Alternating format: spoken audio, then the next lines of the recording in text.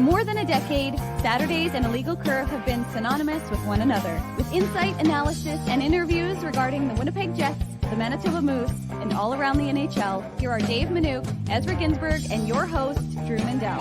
The Illegal Curve Hockey Show starts now. Good morning, Winnipeg. Good morning, Manitoba. For all those joining us live this morning on our YouTube channel and all of our social media platforms, we say good morning, universe, and welcome to the Illegal Curve Hockey Show. Along with Dave Manouk, along with Ezra Ginsburg, I'm your host, Drew Mandel, here for the next couple of hours, talk everything to do with the Winnipeg Jets. We'll touch on the playoffs as well. Tons to talk about as we kick off the Saturday morning of your long weekend. Gentlemen, good to see you both. I did not get the dress code notice for today, but nonetheless, we'll carry on with me in my black and you both in your orangey red outfits. Nice to see both of you. You know, Drew, I have to be honest with you. Thank you. Yeah, it's Red IC Day here for the Illegal Curve Hockey Show. I'm surprised. I had the over-under at like 30 seconds, you mentoring Scotty Scheffler, and then dropping the fact that you were at Valhalla in 2014, Dave. So I guess, you know, I stole Drew's thunder a little bit, but still don't. Can somebody explain to me how he was allowed to golf after that? Well, he's white, so that goes a long way to start with. Oh, you didn't go there. The best tweet I saw about it was somebody tweeted, 5:50 a.m., get arrested. 6:50 a.m., get booked into prison. 7:50 a.m., get bail. 8:50 a.m., make it to your tee time. And then somebody said that's the whitest shit they've ever seen in their life, which I thought was pretty. Didn't he birdie the first hole? Like, didn't he play? Like, wasn't he like 5 under or something? He shot 5 under. It was incredible. It was a scene. Like, I woke up yesterday morning, and I know we're already off the rails, but that's okay.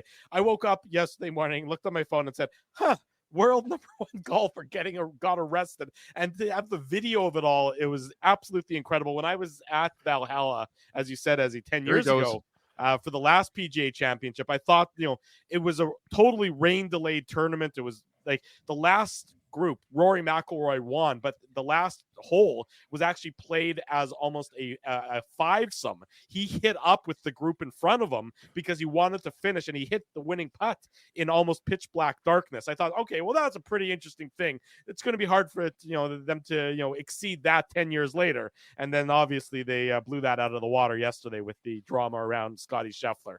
But thank you for bringing it up, because I was going to make a joke. PGA lunch, Drew? I was going to make a joke about you getting arrested maybe to start the show. Dave was going to have to come downstairs and haul you away to begin. But anyways, it was a wild scene there in Louisville yesterday. And most importantly, we'll send our condolences to the gentleman who passed away, which is sort of the catalyst that led off to all this chaos, who got hit by the shuttle bus just trying to get to the course. And so that's, a tragedy is sort of lost in all this ridiculousness of a man losing his life. And that shouldn't go unnoticed and not recognized as the sort of jokes come as a result of everything else that happened. Yes, Dave does look a little bit bored there. Dave, why don't you tell us about the Moose Roundtable? There you go. For those listening on the podcast, Happy Jets fan says Dave looks bored, LOL. I guess, I don't know. Do you look bored, Dave? I think you're just kind of starting off a little bit slowly. Yeah, I mean, that's usually I let you two kind of drone on for a little bit while I think about things I've got to do later in the day. But yeah, no, I mean, thanks, Drew. I mean, I did get a chance to do 2 hours of Moose chatter. I said to Daniel and Austin how exciting it was to not be limited to a Moose Minute. And actually, yesterday I was shopping, and as I'm walking through the parking lot, some guy yelled out of his car door, "Nuke Moose Minute." So that was pretty awesome. And what were you shopping for, Dave? I was at Chelmerdines getting some stuff for the backyard. Got to get ready for the season. You put a lot of care into the backyard. The front yard gets a little bit neglected, I got to say. It's very true. I said to Dave, like, he's going to need a riding mower. Like, his grass is got to be like 4 feet tall. You're right. I mean, it's party in the back, and then I don't know what in the front. Business in the or unkempt in the front. Exactly. So no, we had a good chat on Thursday with head coach Mark Morrison, GM Craig Heisinger, and of course Tyrell Bauer, Parker Ford, and Dylan. Ty was awesome, Dave. I told you I only caught a portion of it. because I was working. Hopefully Peter Woods of Hockey Manitoba is not listening, but yeah, I mean, Tyrell Bauer was just such a refreshing interview, and I caught a little bit of Dylan Anhorn as well. He's got a great flow, by the way. Yeah. And you can tell that he's excited already for next year, even though the 23-24 season didn't end. But you know, at the end of the day, awesome job by you, and big thanks for Finker and the Goose for joining you. Yeah, no, thanks, Ez. And it was a good couple of hours. It was insightful. We got some interesting conversations out of the management. So if you haven't had a chance, and I'll probably cut some of that up so you can listen to it, digest it in easily to digest portions. But no, it was a lot of good talk, and like I said, you know, interesting insight from the players.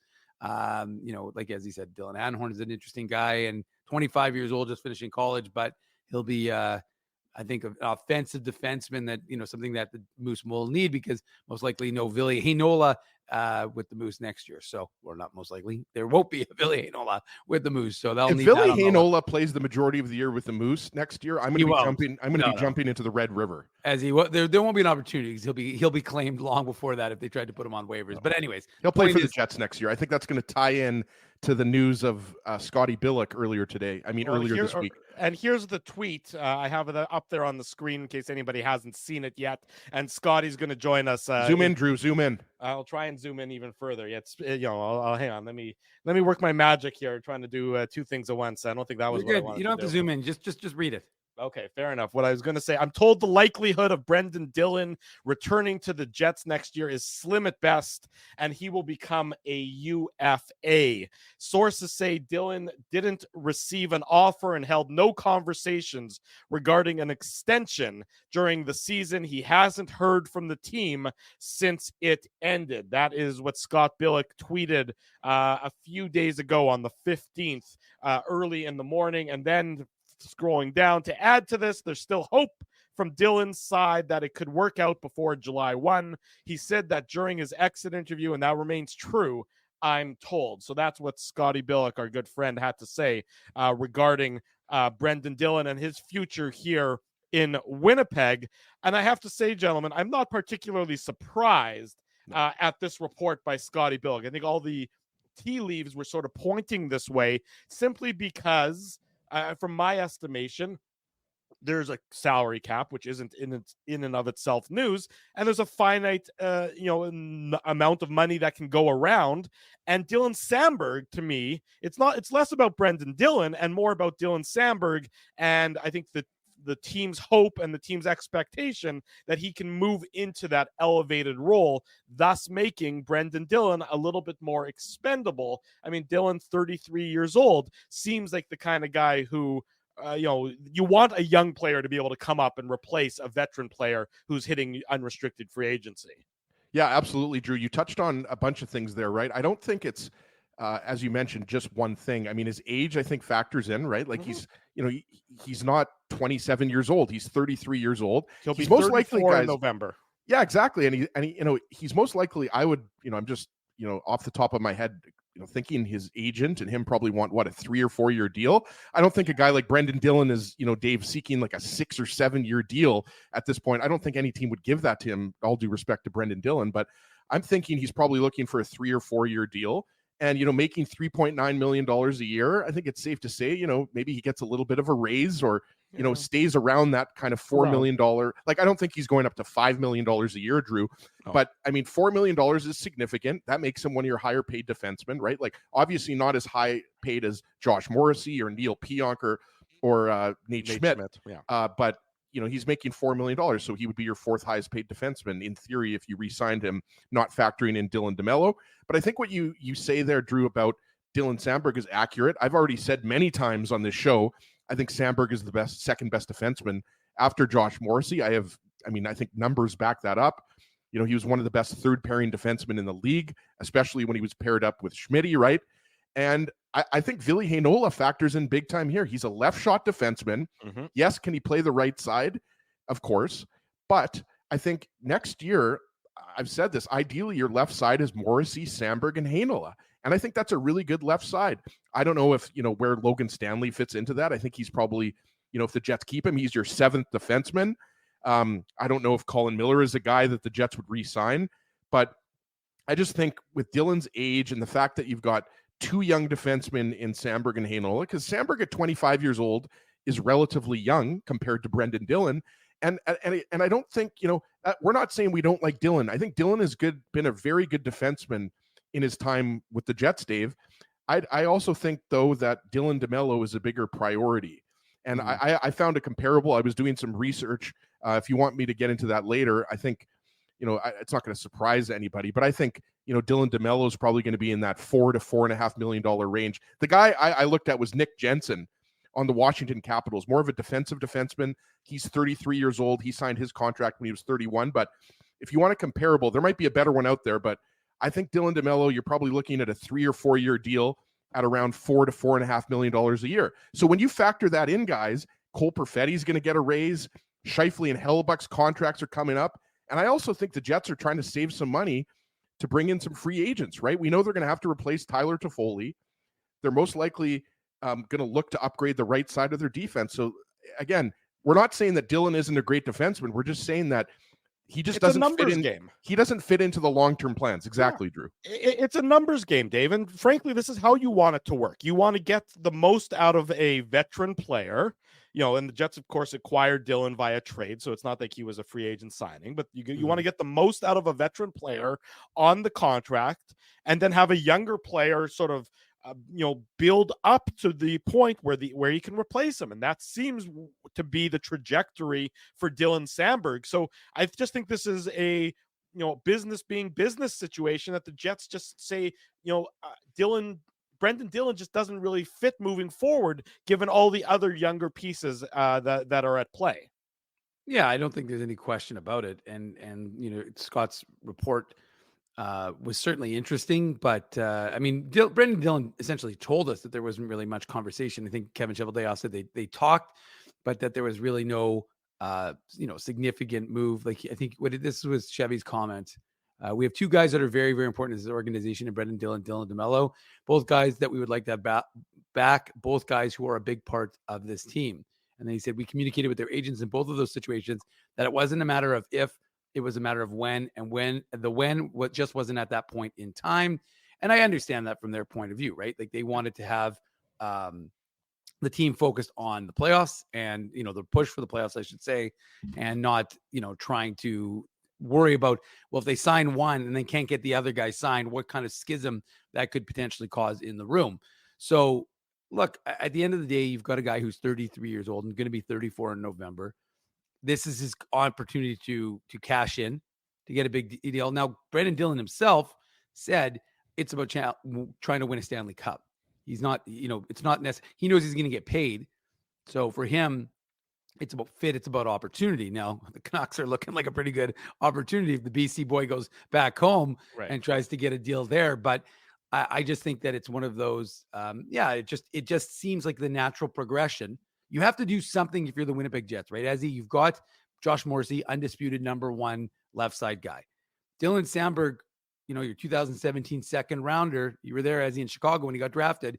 For years, we've talked about this. I wasn't in the United Center. I was in a hotel with Huss, and then he was smoking cigarettes during commercial breaks. That's true. But yes, I was in Chicago in the bathroom. In the bathroom is where he was smoking. Yeah, because he didn't want to walk to the street. Yeah, you were in Chicago, is what I'm getting at. The point is that the one thing with the Jets, and we're seeing it, is that you have guys who are groomed for roles. And Dylan Samberg was in my mind, was always going to be the guy you wanted to be behind Josh Morrissey. Eventually, he's big. Mm-hmm.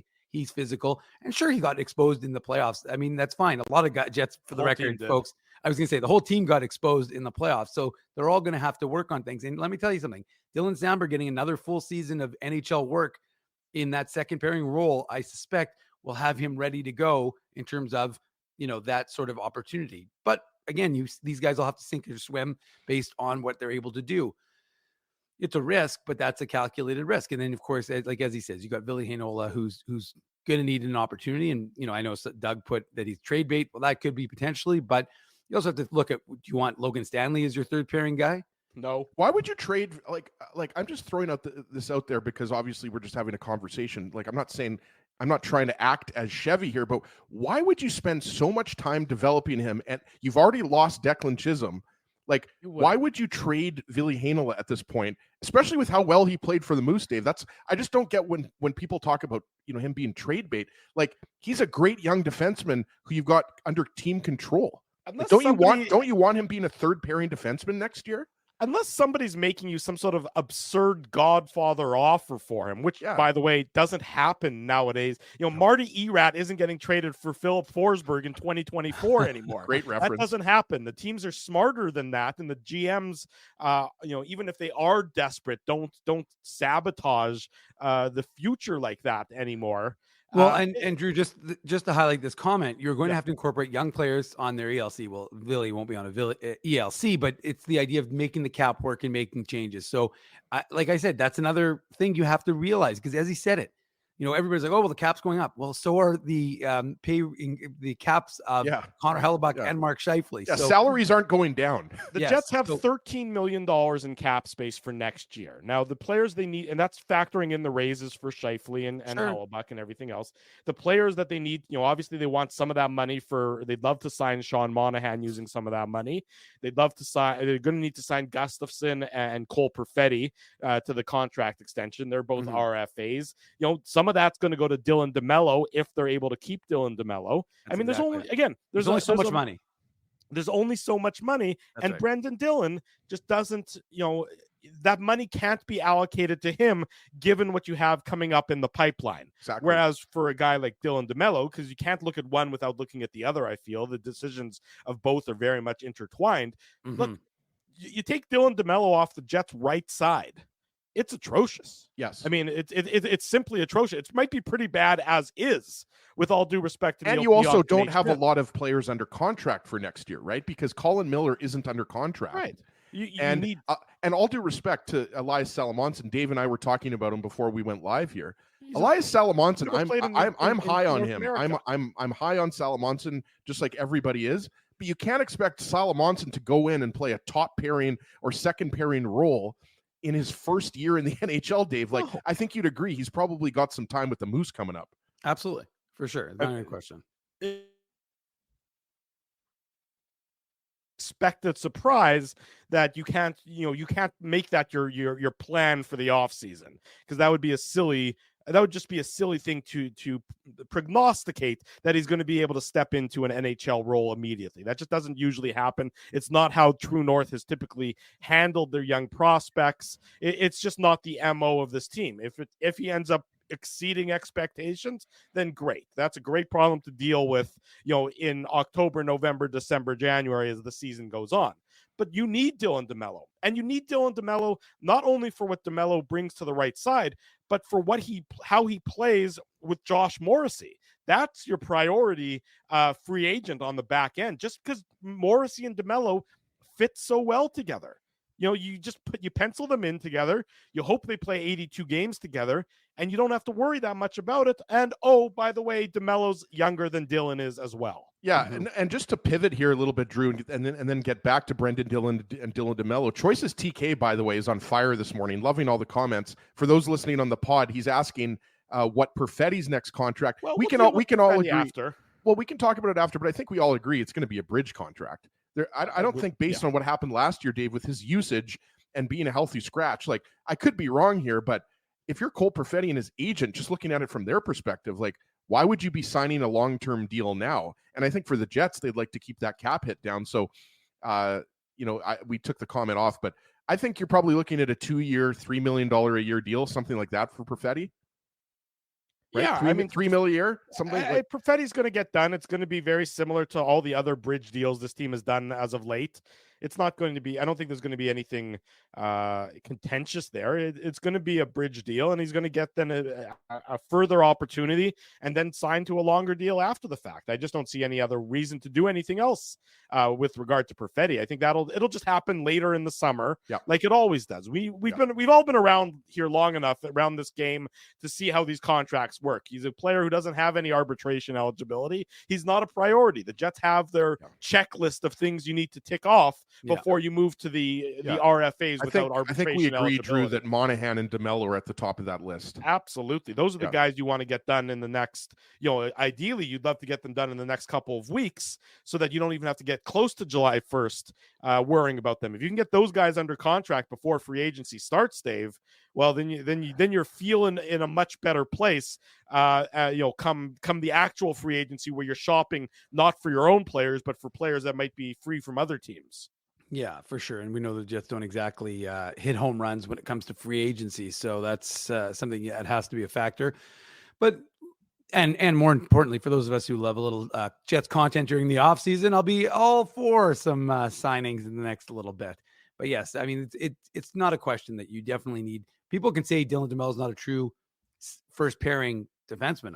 I have time for that to say that, would you rather see Dylan DeMello with, Dylan Samberg as your second pairing? I sure would. I think that'd be fantastic. If the Jets, we've talked about it. If the Jets could truly get someone who can be paired up beside Josh Morrissey. Chris Tanev. Yeah. Well, I was going to say, Chris I don't know Tanev, if you guys watched. I know, by the way, here's my opportunity to throw Dave M under the bus, even though he ran the ICOT pool. I don't know what you're doing up at 1:30 in the morning when you should be sleeping, getting ready for IC, Dave. But Chris Tanev looks so good on that Stars back end. That's exactly what they needed. I mean, they already had Heiskanen, Thomas Harley, Esa Lindell, Ryan Suter. You throw Tanev in there, Dave. Yeah. And to me, that's a perfect fit on the Jets top pair, but he's probably going to make $6 million a year. His numbers through 13 games against the Golden Knights and the Avs or something like, I think he's been on the ice for 13 goals for and maybe 1 or 2 goals against. It's something absolutely insane how great he's played so far in these playoffs, Dave. Sorry for interrupting. No, I was just going to say, I mean, the comment Rob said, isn't Tanev older than Dylan? He's 34. But again, but you give him a 2-year deal or you give him a 3-year deal. And look, if he wins a cup, he might be more inclined to just kind of, try and stay with Dallas. Well, that's possible. Of course, Dallas looks very good, but no, I mean, look, there's no question that you need someone on that right side. And I just think, let's just keep it back to the whole Dylan thing. Brett Pesce. Well, there's lots of opportunities. There's lots of guys that you're going to be able to try and get, peel away. And I think that's not a bad thing. But I just think that, I think Dylan is a priority because you have this Elias Salamonson. But again, I saw him in training camp with the Jets and the Moose last year. And I know he had a really good year with Schlefka and they won the SHL championship. But I'm not going to pretend that I watched any of the games, so I can't tell you about his. I know a lot of folks were excited. Slacker. What are we paying you for? Exactly. Not for that is what I'll tell you. So, anyways, but I can say that there's a lot of excitement surrounding him. But the expectation would be that he'll be coming over to North America next year, and he'll play with the Moose, is my guess, in a big role on that right side with potentially fellow Swede Simon Lundmark. Well, he'll also be on the right side. But I guess what I'm getting at is you need kind of that fill-in gap to kind of augment those young guys who, again, will take that jump in 25, 26. But for 24, 25, like I said, Dylan DeMello is a key because right now, what are you going to do? You're going to let Dylan DeMello walk, and then you have Neil Pionk, Nate Schmidt, and someone else on the right side. Not an option. No. I mean, I look, guys. I usually, I try to stay away from these Ginsburg guarantees, but I'm pretty sure I can guarantee you that the Jets are going to sign Dylan DeMello. I think they're probably working. I think they want to because I think they know. Well, and it's mutual. He had a fantastic season, guys. Like, why would you like? I think it's an absurd notion to think that. I mean, unless Dylan DeMello is asking for something ridiculous like $7 million a year, and they can't come to an agreement, but.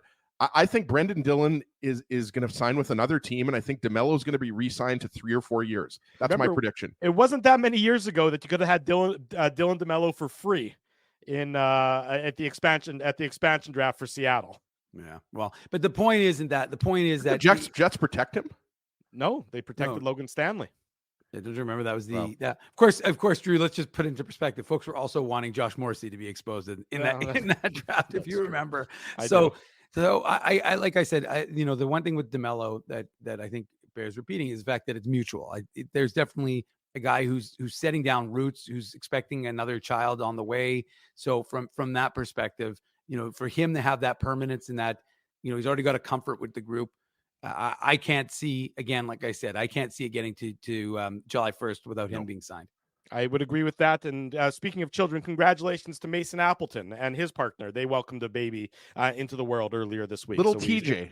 Little TJ, yes. TJ, we don't know what TJ stands for yet. Do you know it? Did you figure it out yet, Ezzy? No, I do not know what it stands for. Tommy John? I have no idea. Thomas John often would be a TJ sort of acronym, but nonetheless, congratulations to them on the new addition to the family. We'll have a new addition to the show after these commercial messages. Scott Billeck joins us for more on the Winnipeg Jets. Drew Mindell, Dave Minuk, Ezra Ginsburg with you on this Saturday morning. It's the Illegal Curve Hockey Show. Bottom of hour number 1. Welcome back to the Illegal Curve Hockey Show. Drew Mindell, Dave Minuk, Ezra Ginsburg with you. Somebody wake Billeck up. Who's in charge of setting? I just Billeck's texted alarm? Scotty. I said, "Wakey, Scotty." So hopefully he's up. Get him awake. You know, it's okay. We'll be glad to welcome him whenever he's able to join us here. I hope Scott didn't have a nightmare about when he was covering COVID. That would be bad. I think all of us would. That would be a nightmare for all of us. Let me, we'll bring Scotty on them in a minute. Late last night, early this morning, 1:30, the Dallas Stars eliminated the Colorado Avalanche. Matt Duchene scoring in double overtime. Sweet revenge. Puck don't lie after the other goal. I'll tell you what lies. What the hell is goalie interference? Well, let me ask you. That was where it's going to go. The Stars score in horrible call. The Stars score in the first overtime. They think they win the series. It gets called off immediately on the ice because of goaltender interference. Ezzy's boy Mason Marchment gets the game, the GWG. Yeah, his reaction tells you everything, Drew. Yeah, he was like, "How is that goalie interference?" And I don't know if you guys heard Paul Bissonnette's comments. I saw. Yeah, I did. I know the NHL's not going to like that, but honestly, to Drew's point, what he tweeted a couple days ago, does anybody know what goalie interference even is anymore? I just don't know what Matt Duchene is supposed to do in that play. I mean, he's literally nothing. He's outside the paint. Georgiev basically gets with, and then Makar knocks him into him. Yeah, exactly. And he's still outside. And the funniest part is he's still outside the crease. That's right. So, he never actually got into the crease. None of it made any sense. Speaking of somebody who usually, hopefully, makes sense, Scott Billeck joins us on the show now. No pressure, no inane ramblings from you. You got to make sense now. You think you can? Are you up for the challenge? I guess so. I don't often make a lot of sense. I'm just wondering if Scotty goes to sleep with that Red Sox hat or if he takes it off and then puts it on in the morning. I usually have one of those sleep toques or whatever, and it also has the Red Sox on it. So a sleep cap. That's nice. That's a good look. Right, you don't see those very often anymore. Is that a giant fan next to you? That is a big fan. It's not a big fan. It's a desk fan, but it is next to me. Yeah. Okay. Can you hear it? No, I can't hear it. I'm curious about the central air situation though. I have it. Yeah. Okay. Just need a fan. I always have a fan on. Yeah. I run hot all the time. So Scotty's got lots of fans. He's got fans all over the world. That's right. Big time. That's good. I literally, if you guys really want to know, I just stepped out of the shower, so I'm a little warm. Okay. So the shower. Okay, that's we don't need to go any further down the shower. I mean, you guys shampoo, Scotty, shampoo or conditioner? No, just shampoo. I don't know. I don't do conditioner. My hair is too short right now for conditioner. There's no point. That's my excuse also.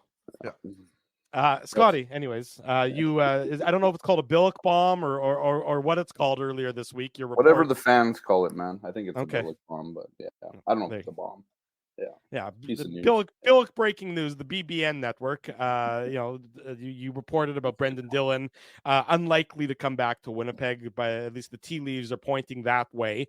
From the Jets' perspective, given everything that they have in terms of a salary cap situation, in terms of more depth on the left side, in terms of a younger Dylan Samberg maybe ready to step into an elevated role. Are you surprised that this seems to be the way it's shaping up? Yes and no. I think at the start you wonder, okay, so this team builds itself or prides itself on having guys that want to be here. And having guys with tremendous character, and Brendan Dillon fits that bill, right? But I think you have to also look at the fact that he's 33. What does a long-term extension look like for him? Is it 3 years? Is it 4 years? And are you willing to kind of give that guy that? And then on the back end of that, who does it block, right? Because at some point this team has to realize, and I think they've started to at least somewhat, but the performances from guys like Brad Lambert and Chibrikov this year in that one game should offer this team some hope that they can go the direction that a lot of teams are. Look at Dallas right now with Wyatt Johnson, Logan Stankoven, a couple guys on ELCs that allow this team to spend their money elsewhere, right? And so Brendan Dillon's making $3.9 million. It's not a ton, right? And I'm not even sure he would get a raise. I don't even think it's about money for Brendan Dillon. And I think that's why, I say it's unlikely, but from what I've been told from his camp, it's like, there's still hope, right? But you also have to wonder about, a guy like Dylan DeMello. Are they going to re-sign him? He made, I think it was 3.5, maybe 4 even. I don't have it in front of me, but regardless, if you're going to give him a contract extension, he's 2 years younger. He was 3 even. He was 3 even, right? Okay, so if you're going to get him a contract extension, he wants to stay here. He probably deserves a little bit more money than that, maybe 4 a year. Simply because he's a couple years younger, you're asking him to play on the top pairing, so you've made him into a top pairing defenseman in the NHL. But my whole thing is, if you sign Brennan or Dylan DeMello right now, mm-hmm. It's sort of a two-way street with him. You give him, he's going to be there with Josh Morrissey for at least another year. I don't think Elias Salomonson's coming from Sweden and stepping right into the NHL. Mm-hmm. My guess is he gets at least a year in the AHL. So then you cover that off at least for another year before that happens. And then Dylan DeMello would be a perfect guy that can work up and down the lineup somewhere. His defensive abilities are really good.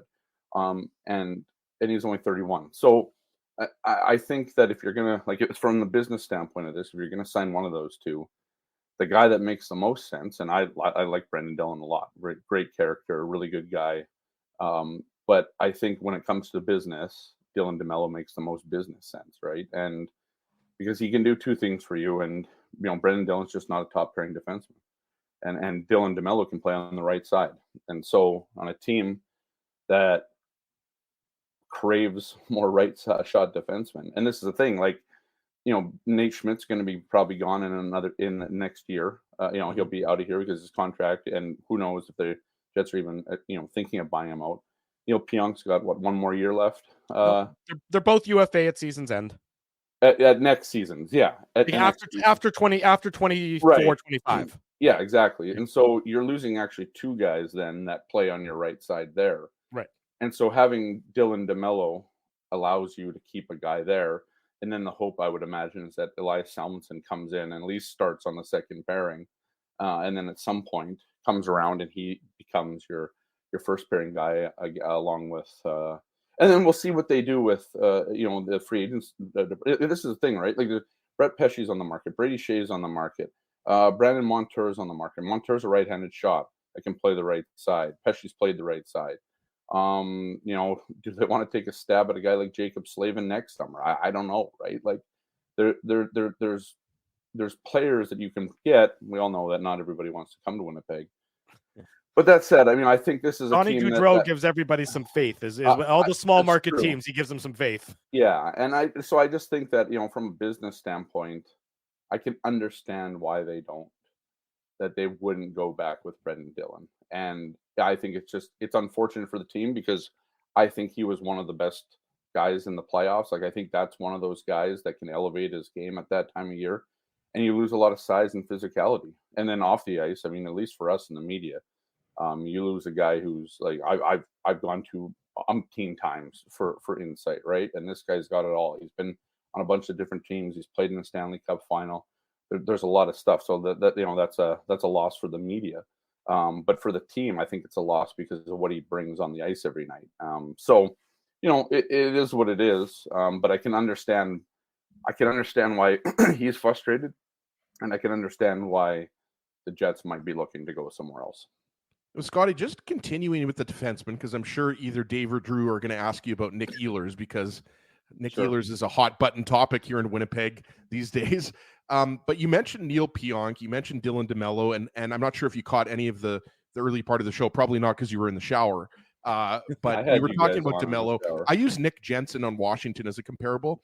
Yeah. He signed a contract making around $4 million a year. I'm not saying that he's the best comparable out there. I'm just saying Jensen is 33, so he's 2 years older than DeMello, but he's more of a defensive defenseman. Similar numbers, similar number of career games played, right? So I think $4 million when you mentioned that, I think that's right around where he's going to be. Maybe a little bit more, maybe a little bit less. Who knows? Yeah. But so I think we all agree that DeMello is going to be re-signed.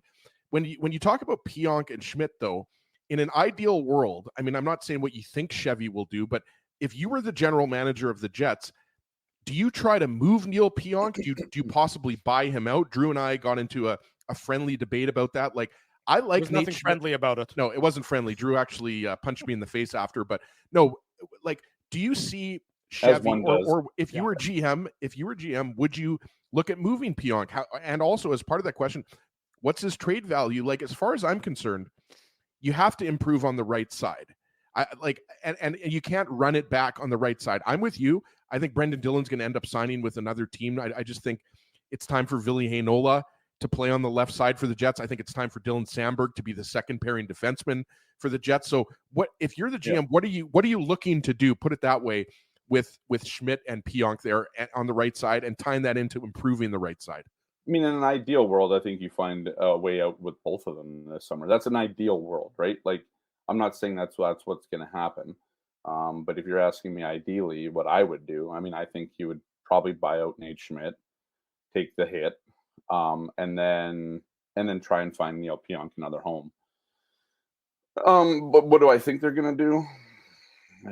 I mean, I don't think they're going to be trading Neil Pionk. I do think that. Well, hang on. Is that because there's not a market for Neil Pionk, or because they truly think they have something still there in Neil Pionk? I think you can find a market for Neil Pionk, right? Like I certainly do. I don't know if you can find a $6 million market for Neil Pionk, and then that sort of thing, right? Like, I mean, so we know this team doesn't like to buy guys out, right? I mean, they bought Blake Wheeler out begrudgingly, and it was probably one of the best moves that they've made in 13 years or 14 years here, right? Like, I mean, they've only bought out 3 guys in 13 years: Steve Mason, and Mark Stewart. Right? Yeah.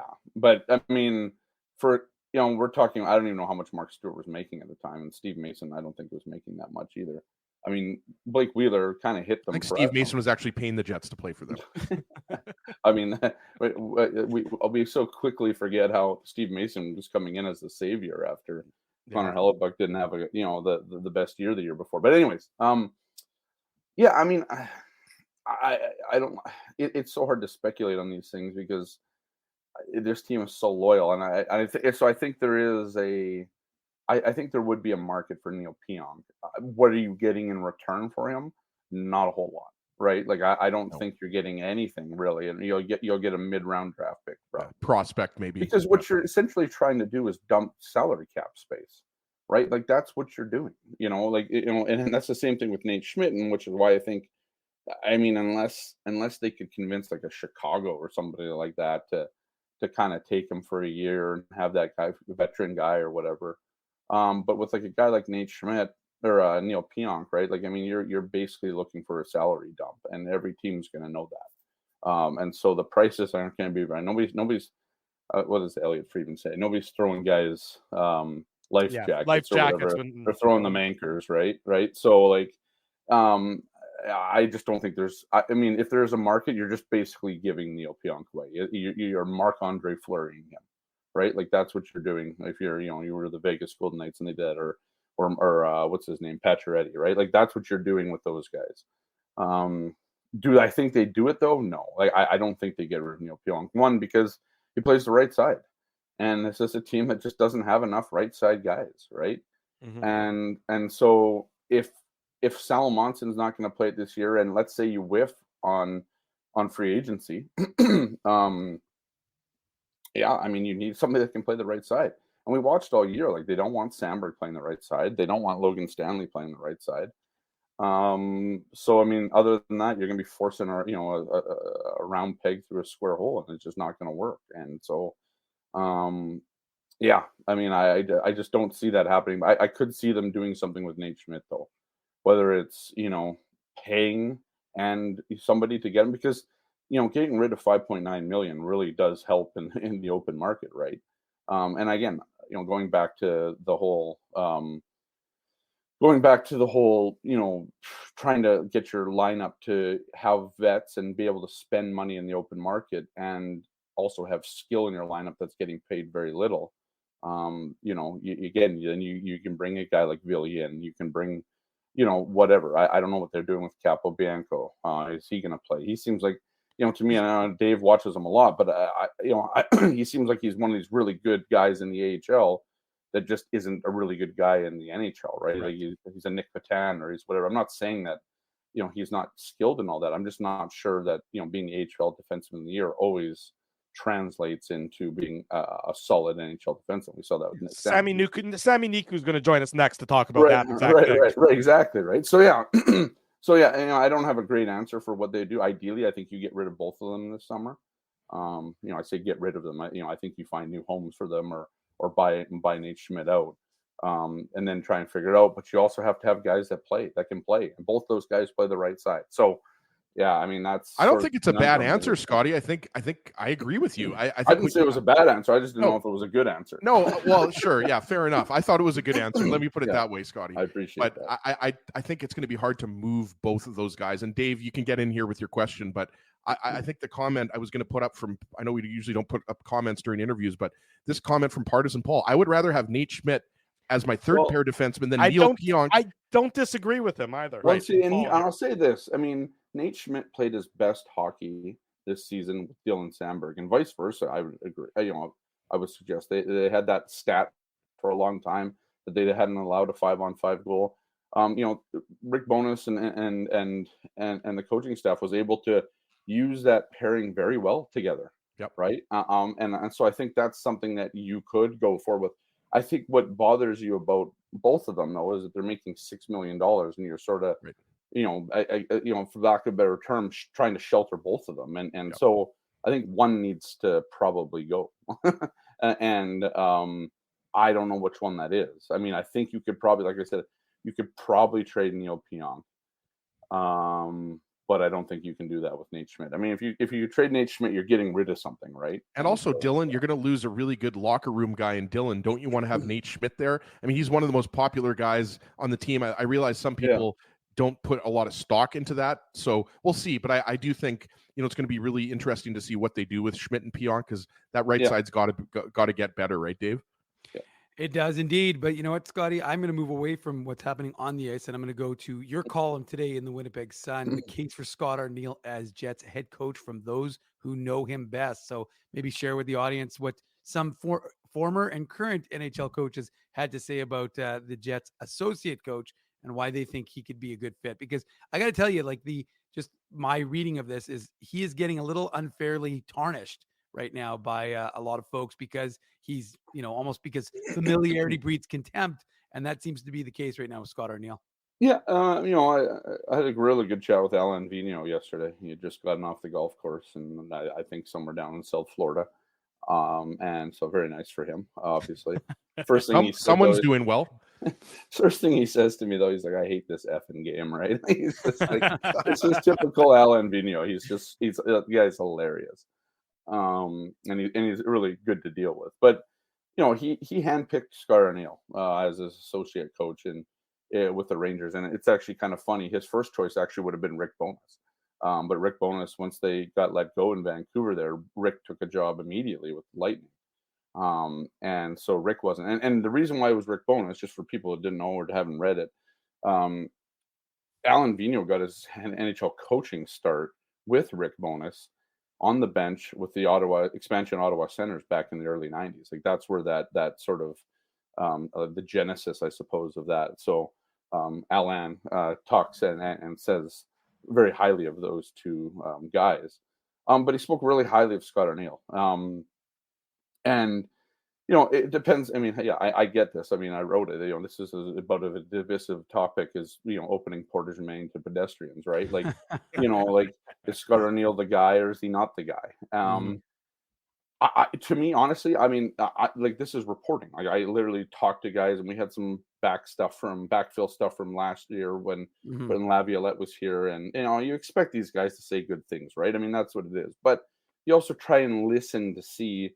What does Scott Arniel change, right? I mean, this is a guy, and one of the things that Vino pointed out is, this is a guy that's run everything on a bench, right? He's run PK, he's run the power play, he's done special teams, he's obviously been a head coach. And one thing he said about being a head coach, and if you actually look at that, so like this is the thing, people look at that number in Columbus and the fact that he only coached 123 games and he was canned midway through his second season there. You don't for the analytics folks, that Arniel had that team running pretty good. It wasn't pretty good, but it was above 50% possession, above 50% expected goals. And when he left, all those numbers dropped, right? Mm-hmm. And their problem there was goaltending. Steve Mason, as we talked about earlier in the show, was not good there. He wasn't good. It didn't work out. Scotty, aside from Rick Nash, who did they have there? Like Vaclav Prospal? I know. Yeah. So they didn't have a lot of guys that could score, but they were still a possession team, right? They were still on the other side of that. But their goaltending that season at 5-on-5 at least was like 28th or 29th in the league. And back then there was only 30 teams in the league. So basically bottom of the barrel, right? And that's the one thing Alain Vigneault said to me. Right? I think he can say this, that he doesn't have a job right now. I don't believe he's looking to get another job in the NHL. But the one thing he said to me is like, I talk to Arniel every day. He's like, man, you can't win with that goaltending. And it's true. We know what bad goaltending looks like and what you can't win with here. And Jay Woodcroft says hi. Well, that's exactly it, right? Is he on your second screen there, Drew? Yeah, he's over here listening to the show. Right. Yeah, and so you see these guys. You have everything has to be taken with context, right? You need to understand why. And so the other thing too is, and Vino said best, is that a lot of guys, especially assistants, right? Like you don't always stick around in the league very long, right? If you're not keeping up with the game and you're not sort of figuring, you're not figuring out what, and so Arniel has basically done something. He's changed the stuff that he does, right? I know we saw the Commodore stuff. I think there was a note from Voracek at some point, maybe. Tommy's not a fan of Arniel, but at the end of the day, who cares? Yeah, well, and that's the thing, right? I mean, so you have to take those things with a grain of salt too. Every head coach in this league has 5 or 6 guys probably that they've coached that just don't like the guy, right? He didn't treat him right, or is perceived didn't play him when he should have played him, whatever, right? I mean, there's always going to be those. Not every guy, obviously, speaks out about it, but that's just a personality thing, right? I mean, we've heard all the guys come out against, a guy like Mike Babcock or Mike Keenan or guys like that, and obviously Babcock has done some bad things, and that's why he's not in the league. But there's also the same number of guys out there that would praise a guy like Mike Babcock, and they just didn't have those experiences. The point of which I'm trying to say is like it's always an experience-based thing with head coaches, and a lot of them don't always have. Not every player has a good experience with a particular head coach, and so it is what it is. And I think at the end of the day, I mean. Do I think Scott Arniel is the guy that they should go with? I'm not entirely sold. Only for the fact that, like, this is my opinion, only for the fact that there's a lot of talent right now in the open market. Like, I can't remember the last time the free agent head coaching market was this flush with talent. We know that Craig Berube is obviously gone now, but there's still guys like McClellan and Keefe and Woodcroft, as you said, too. And even Gerard Gallant's in there. He's an interesting one because that guy can't seem to hold the job for more than 3 years. But when he does hold the job, his teams play really well, right? And there's other guys I love the idea of a David Carl only because there's a guy that probably has no issue promoting youth and making youth a priority. And when you look around the NHL and you see all these teams that are trying to integrate youth because people suggest now that the peak years of your career now are younger than they used to be and all that. So you want to get these guys in to sort of take advantage of that. So I like that idea. But can you pull a guy from a national championship winning college program where he probably has free reign to basically do whatever he wants? I don't know, but I just think as long as the Jets are doing their due diligence here, and it seems like they are. It seems like they've cast a wide net on this. If they're doing it that way, then that's fine. But I think what Vigneault and what Laviolette and what Lindy Ruff have said, and the guys that I quoted in the story, they see a guy that's fit to have a second chance in the league. And that, I guess at the end of the day, I mean, those guys know him better than any of us, right? I mean, those guys have seen him work behind benches. They've seen, and all those guys, apart from Lindy Ruff, those guys have seen him since the Columbus days, right? So they know what he's changed. They know, and we saw it with the Jets. I mean, I guess my one concern, if I was, Winnipeg and doing that, is, you've had a guy for the last 2 years be sort of the good cop, for lack of a better term. Now you're asking him to go in the room and basically be the bad cop, or at least, he has to be listened to as somebody that's not sort of your, I don't want to call him like your confidant or anything like that, but like, we know that assistant coaches often play that good cop role where, to the bad cop of the head coach guy. And so, but one of the things, again, that those guys said is that relationships and player relationships are a big deal. Well, if that's changed since Columbus, I think I've seen that at least. You've seen, and you listen to guys like Brendan Dillon or Adam Lowry talk about, Arniel, and it's, there's like those guys who want to play for them. I think we saw that when Bonus was out too. The 10-5-2 record, I think it is, especially the 9-2-2 one. Yeah. When Bonus was out for a while there with his wife in the hospital and just on the mend. Alan Vigneault. So I asked Vigneault about that, and he said, I mean, it's impressive because it's different when your head coach isn't there. It doesn't happen very often.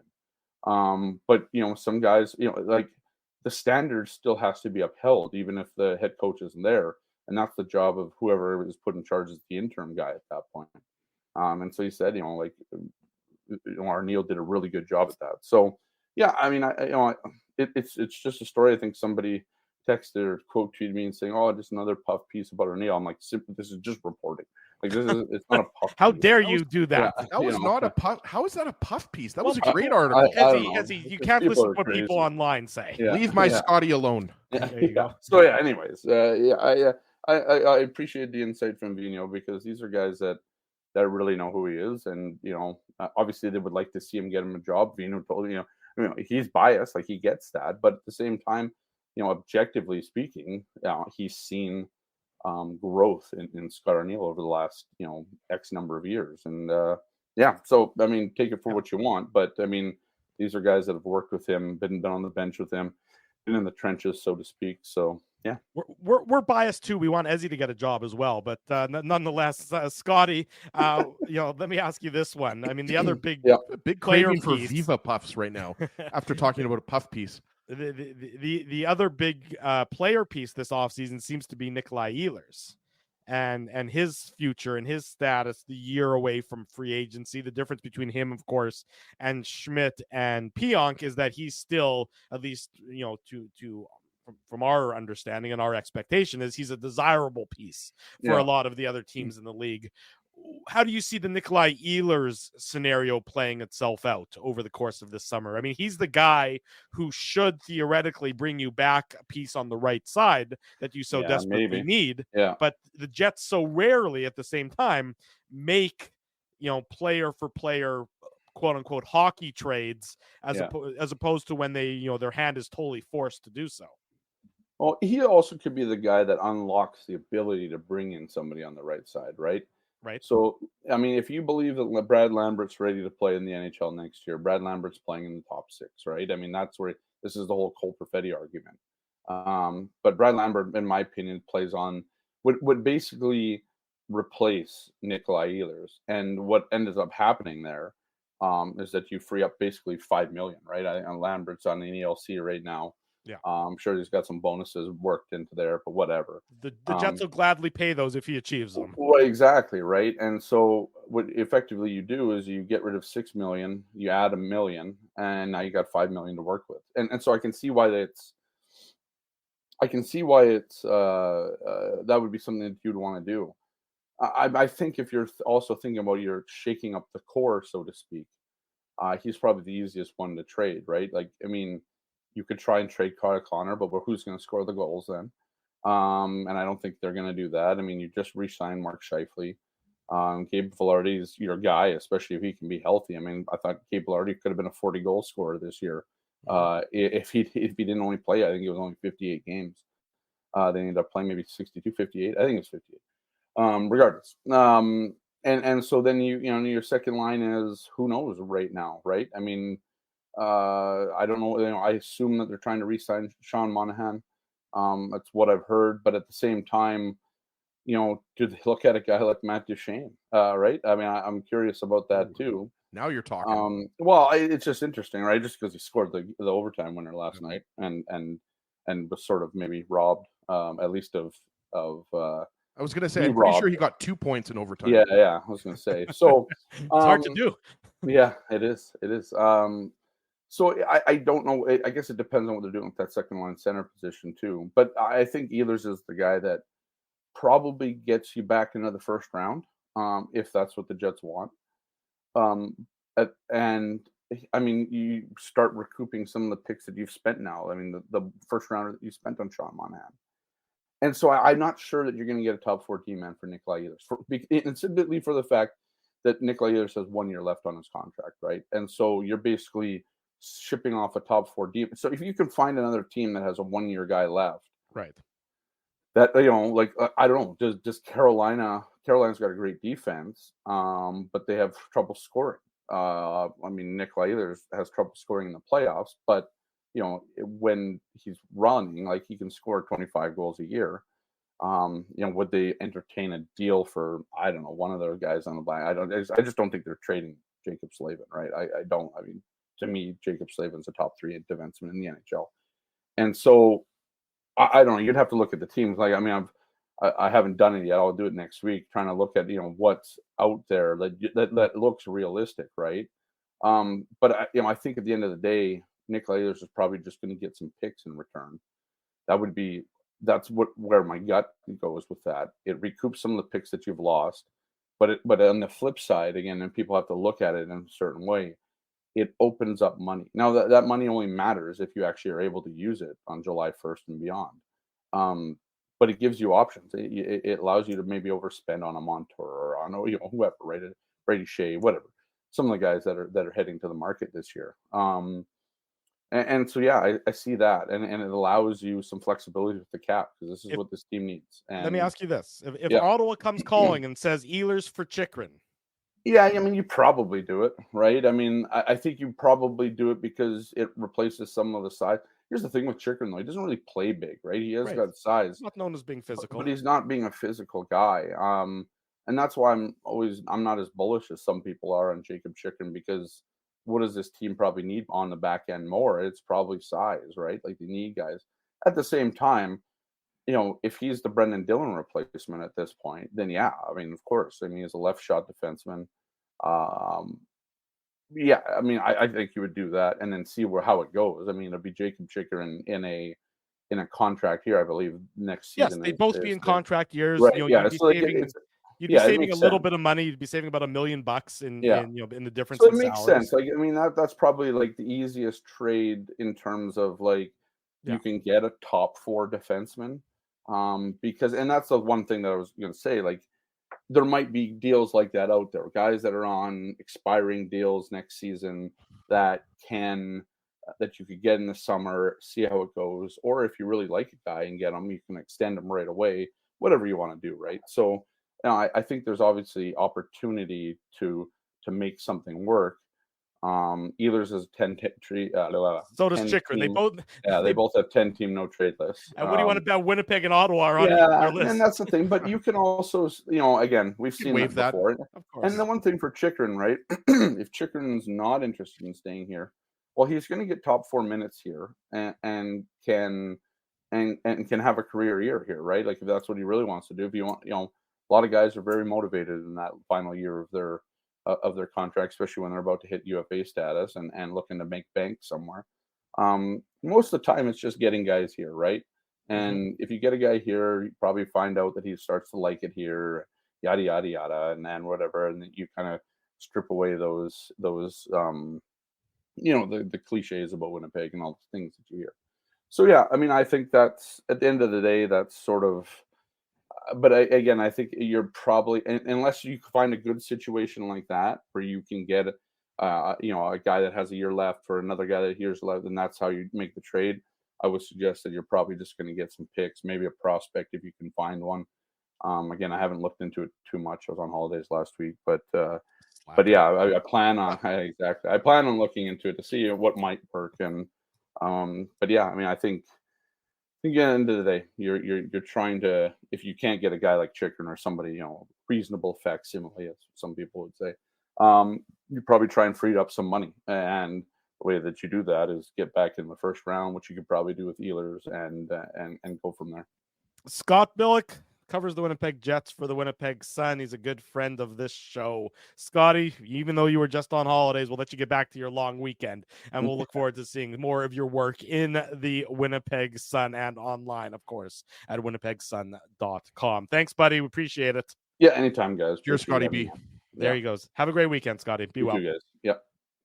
There he goes, Scotty Billeck, joining us this morning on the Illegal Curve Hockey Show. When we come back, more on the Jets, coaching, Ehlers, much more, whatever else comes to our mind. Marty B. Ron coming up in about 25 minutes' time. Drew Mandel, Dave Minuk, Ezra Ginsburg with you. It's a Saturday morning edition of the Illegal Curve Hockey Show. Keeping Winnipeg laughing for over 30 years.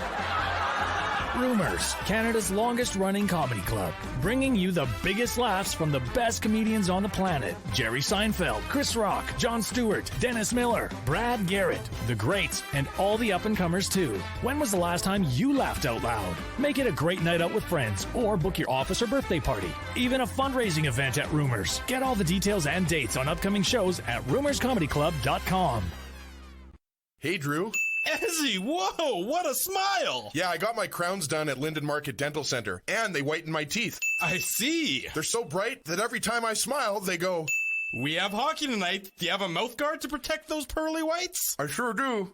Whoa, they even ting through the mouth guard. Linden Market Dental Center covers all your dental needs, from restorative to cosmetic dentistry, and will fit you with a sports guard for that active lifestyle. 877 Waverly. See lindenmarketdental.com. It's all over, folks, and the run has come to an end. You'll be so far away. A Canadian team hasn't won the Cup in over 30 years. And the Cup will stay south of the border. Maybe it's time we try something different. This playoff season, let's cheer with the fans we've always cheered against. Team up for the Cup at Boston Pizza. Hey Winnipeg, Wendell Clark here. I'm coming out there May 28th for the Rady JCC dinner. Myself, Dougie Gilmore, Grant Fuhr.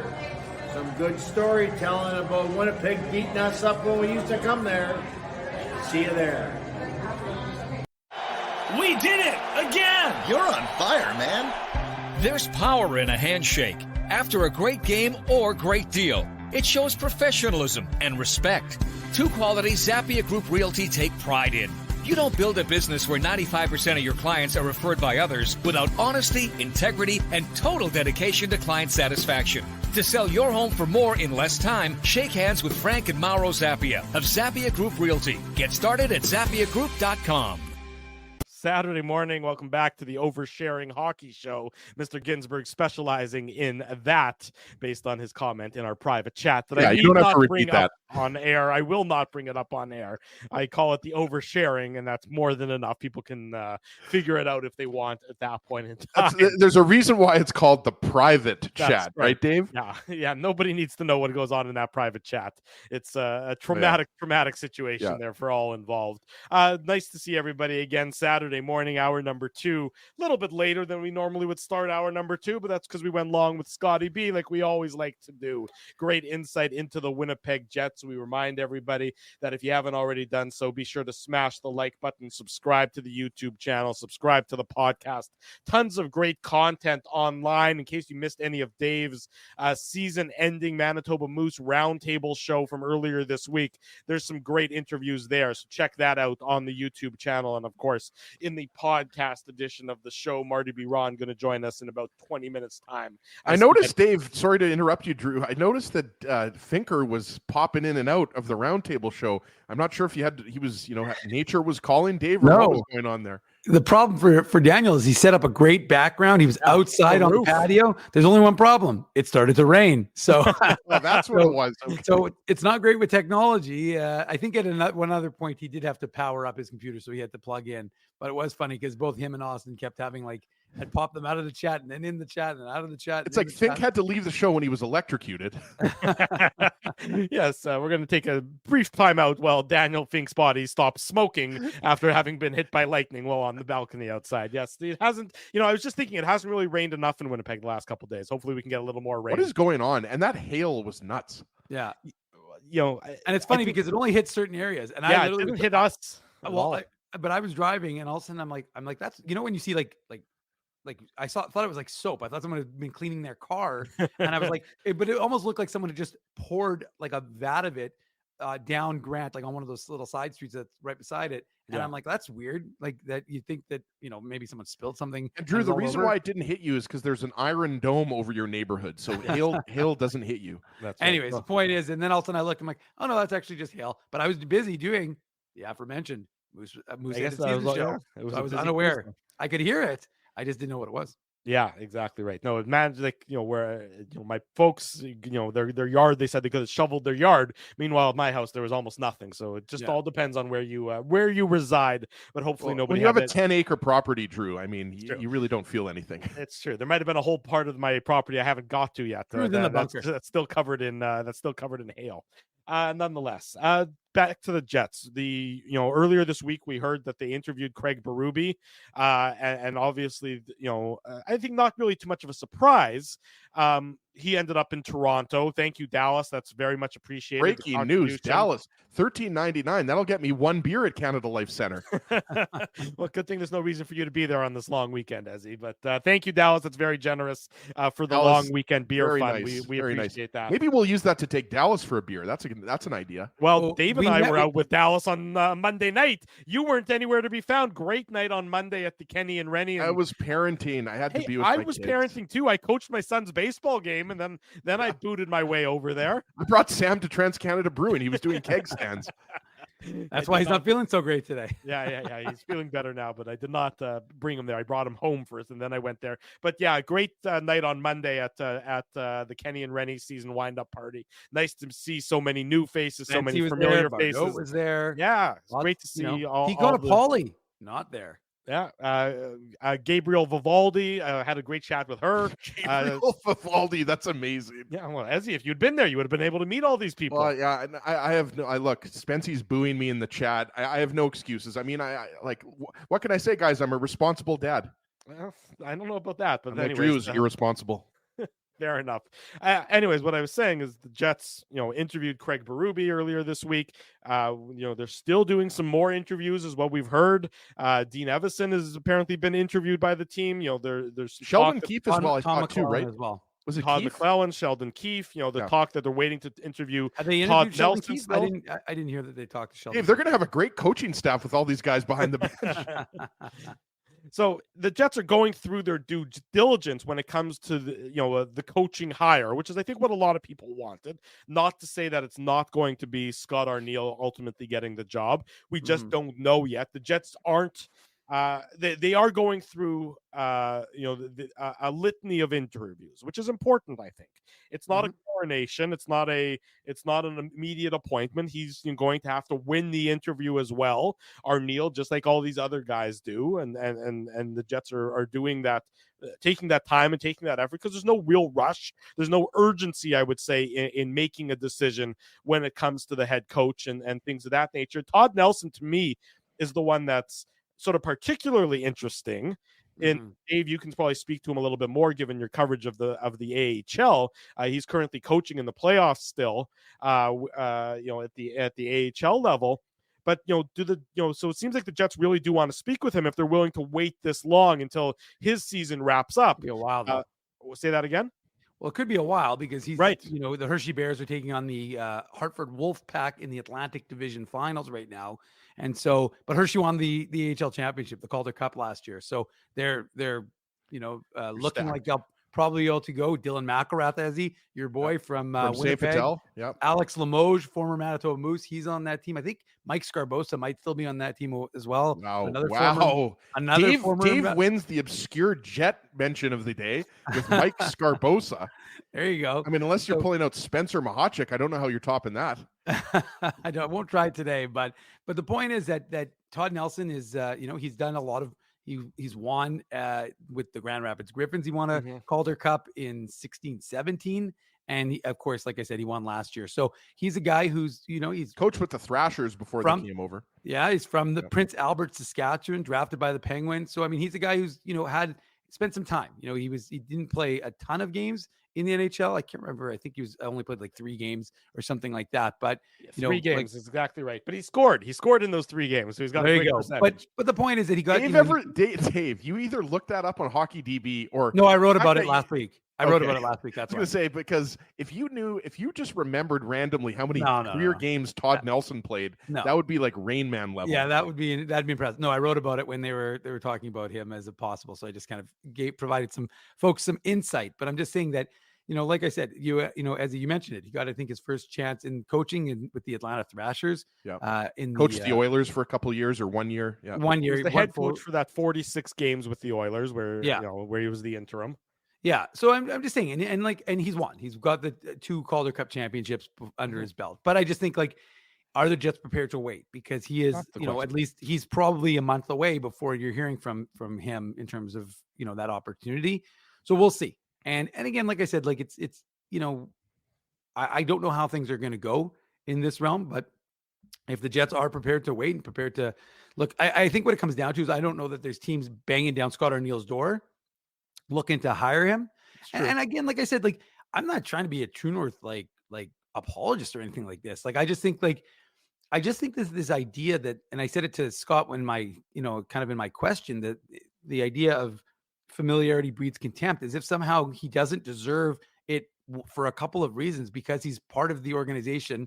And again, as I pointed out in the chat, the PK was abysmal last year, but it was also 7th under him the year before. So I mean, that could be. I mean, he gets credit for being 7th, having the 7th best PK in 22-23. He also has to wear it, the fact that the PK wasn't good under him last year. It's something that has to improve with, relatively speaking, the same personnel. But again, like I said, I don't know. To me, it's just this idea that somehow he can't do the job because he's only been a head coach once or whatever. Again, I'm just saying, he's got the respect of the players in this organization, right? As he did have that good run 9-2-2 when Rick Bowness went down, to look after Judy during when she had her problems. So again, like I said, I'm not saying that he's the heir apparent and is going to take the Jets to that next level. But to be honest, quite honestly, folks, nobody knows who's going to take anyone to the next level. You can't point to any coach and say whether he's won 3 Stanley Cups or he's never won a Stanley Cup. Again, Todd Nelson, I know everybody wants Todd Nelson. Todd Nelson's never won a Stanley Cup. Sheldon Keefe has never taken an NHL team past the 2nd round, right? Yeah. So, I mean, with all due respect to, some of the candidates out there, I mean, Gerard Gallant is really the only guy that, has taken his team to the Stanley Cup final multiple times out of the guys we're talking about, right? Jay Woodcroft. And related to that, it doesn't sound like the True North has interviewed him. Well, no, but I'm just saying, of all the guys that are possibly out there, you're right, Drew. They have not talked to Gallant. That's a good point. But Dave's right. I mean, look, at the end of the day, guys, whoever the Jets go with as head coach, whether it's Arniel, whether it's Keefe, whether it's Todd Nelson. By the way, I think that Todd Nelson makes a lot of sense, Dave, to bring in as kind of that associate coach under Arniel. I think that's something to maybe look at. I'm not saying that's going to happen. As you guys know, I'm not a Jets insider. I'm a Jets outsider. But I mean, I think Todd Nelson, look, do we know if Brad Lauer is coming back next year? It hasn't been announced yet. So, I mean, the Jets might be replacing Brad Lauer. Nothing will be announced likely until the next head coach. The next head coach will get to make that decision. Exactly. For those who don't know, head coaches often will bring in their own assistant. So if the Jets do hire GM gets one assistant coach behind the bench usually, and then the head coach gets 2 assistant coaches. So Marty Johnston and Brad Lauer, for those who don't know, are the Jets assistant coaches. And because of the special teams problems, I think they might look at either True North, Chevy might look at bringing in somebody else. All I'm saying is, I think, Dave, you would agree, Todd Nelson could be an assistant coach if he's not the head coach. That's all I'm saying. And going back to Dave's point, whoever the Jets hire, if the Jets don't ultimately win a Stanley Cup or go to the Stanley Cup final, that coach is going to be criticized, because that's the whole thing. This is not Jim Toth said this on yesterday's Jets at Lunch, and I agree with him. The Jets aren't even a win now team. They're a win yesterday team. Like, this team has, I think, a 2 or 3 year window, a really good window, maybe 4 years, to win a Stanley Cup. While Scheifele, Hellebuck, Connor, and Morrissey, that's the new core four. Because I think Ehlers is probably not in that core anymore. The Jets core four probably has 3 or 4 years in their prime. I think you'd agree with that, right, guys? Mm-hmm. And so whoever comes in as head coach has to deliver a Stanley Cup in 3 or 4 years. And so that's why I think you're going to go with a veteran coach. I know some people like David Carl, but I imagine if it's not Scott Arniel, you're probably looking at a Todd Nelson or somebody that has a lot of experience with young players, who's got the championship pedigree. You mentioned it, won a Calder Cup. And I'm not saying that, Jay Woodcroft isn't a good coach or Sheldon Keefe isn't a good coach. But Keefe certainly couldn't get the Leafs over that hump. So why would you think he could get the Jets over the hump? Honestly, I'm not. Valid point. I think Sheldon Keefe is a good coach, but I mean, look at his track record. I mean, it's he took a very talented team to the second round once. Mm-hmm. Yeah, you make very valid points there, as look, it's not easy to win in this league either. I mean, I think everybody makes it sound like it's so simple, and it's clearly not. You have to have everything align almost perfectly when it comes to roster development and injuries and opponents and just the ups and downs of a season, and it all has to be aligned, to really make it work come playoff time. It clearly didn't for the Jets this past one against Colorado, and then look, after Colorado dispatched the Jets, how many people would have thought that Dallas would have got rid of them in 6? Yeah. And again, talk about alignment.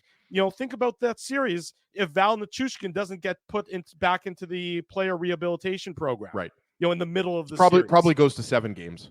And also Taves missed game 4. We should mention that. Well, game 4, Dallas, game 4, Colorado, it's a close series still at that point in time. Colorado comes into game 4, hours before the game, they lose one of their key forwards and one of their key defensemen. Yeah. Again, the alignment, everything has to be aligned so perfectly. The chakras have to be right. The stars have to be in the right orbit of the moon or whatever other nonsense you want to believe in. It's not that all I know easy. is that Peter DeBoer is looking pretty good right now. He's looking like a damn good head coach. You're right. Two best friends could be going head to head in terms of DeBoer and Maurice, former Jets coach Paul Maurice. It's going to be absolutely. And then who knows what's going to happen tonight with the Oilers and the Canucks. I hope it's Florida Dallas, because I want Drew to win my hockey pool. I will win your hockey pool if it's Florida Dallas. You're absolutely right about that, Mr. Ginsburg. I've only lost one player. I've lost the only player I lost in what was it, 13, 14 round pool? 12. Is 12. Okay, yeah. Svechnikov is the only player that I've had bumped so far. It is interesting though that this would be if Canucks beat the Oilers, all 4 first place teams will get through. That's kind of. By the way, if the Oilers lose to Vancouver, and it. I gotta tell you, Vancouver. I watched that. I watched that last Vancouver Oilers game. It's pretty. Yeah. Vancouver looks pretty good. I did not expect. Well, when Elias Peterson is actually playing well, I mean, they look like a dangerous team. Peterson has had a horrible playoffs. As he went out game 5 when he's not charging guys by standing still and jumping backwards.